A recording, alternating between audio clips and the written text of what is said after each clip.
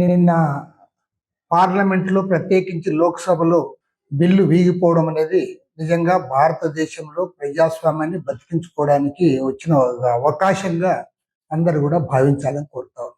ఎందుకంటే ఒక dangerous game, ఒక ప్రమాదకరమైన గేమ్ ఇక్కడ ఆడారు.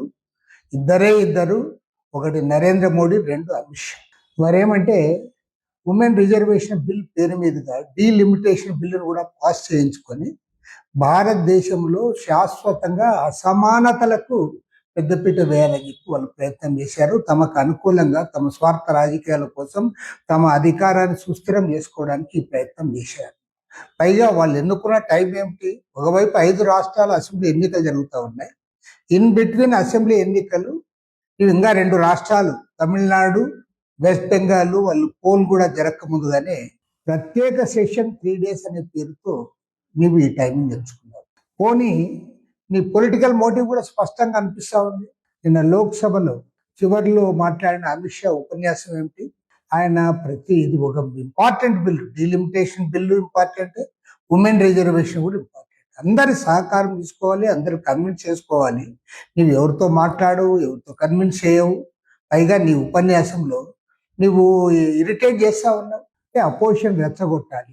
బిల్లు పాస్ అయితే ఓకే, బిల్లు పాస్ కాకపోతే ప్రతిపక్షాన్ని బదనాం చేయాలి. ప్రతిపక్షం ఉమెన్కి వ్యతిరేకము, మహిళల పట్ల వాళ్ళ రిజర్వేషన్ పట్ల వీళ్ళు వ్యతిరేకంగా ఉన్నారని చెప్పి ఎన్నికల్లో ప్రచారం చేయాలని చెప్పి మీరు ప్రయత్నం చేశారు తప్ప మరొకటి కానే కాదు. నిజంగా డీలిమిటేషన్ బిల్ అనేది ఒకటి పాస్ అయితే ఇది రాబోయే రోజుల్లో చాలా ప్రమాదము. ఎందుకంటే ఎక్కడైతే బీజేపీకి ఇవాళ సీట్లు గెలుస్తా ఉన్నారో ఆ ఉత్తరాది రాష్ట్రాల్లో దాదాపు 78% అక్కడ సీట్లు గెలుస్తాయి. అదే నార్త్ ఈస్ట్లో, అదే విధంగా ఇక్కడ మన సౌత్ ఇండియాలో 33% మాత్రమే పాపులేషన్ ఉంది. 2011 సెన్సస్ ప్రకారము మీరు సీట్లు పెంచుతామన్నారు. మీరు ఇది నష్టము, సౌత్ ఇండియాకు నష్టం అంటే సౌత్ ఇండియాలో సీట్లు ఏం తగ్గవు, వాళ్ళు 50% ఇస్తామని చెప్పి ఓవరాల్ వాగ్దానం చేస్తానండి. కాబట్టి ఏమంటే ఇందులో పక్కాగా కుట్ర దాగి ఉంది. భారతదేశ ఎన్నికల మ్యాప్ను మార్చడానికి, ఈ పొలిటికల్ మ్యాప్నే మార్చడానికి ఒక తీవ్రమైన ప్రయత్నం జరిగింది. అది మహిళలను అడ్డు పెట్టుకొని చేసి నువ్వు ఆల్రెడీ 2023లో మహిళల బిల్లు పాస్ అయింది కదా, దాన్ని అమలు చేయి. అపోజిషన్ కూడా సిద్ధంగా ఉన్నారు కదా మద్దతు ఇవ్వడానికి.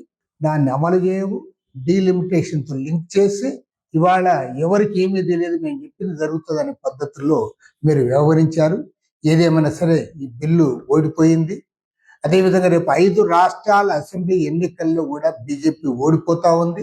ఈ 2 అయిన తర్వాత అల్టిమేట్గా శాశ్వతంగా బీజేపీని అధికార పీఠం నుంచి దించేయాలి. దానికి ఇవాళ అపోజిషన్ పార్టీస్ ఏదైతే నిన్న ఐక్యతను ప్రదర్శించాయో అదే పద్ధతిలో ముందుకు సాగాలని చెప్పి కూడా సిపిఐ తరఫున కోరుతాము.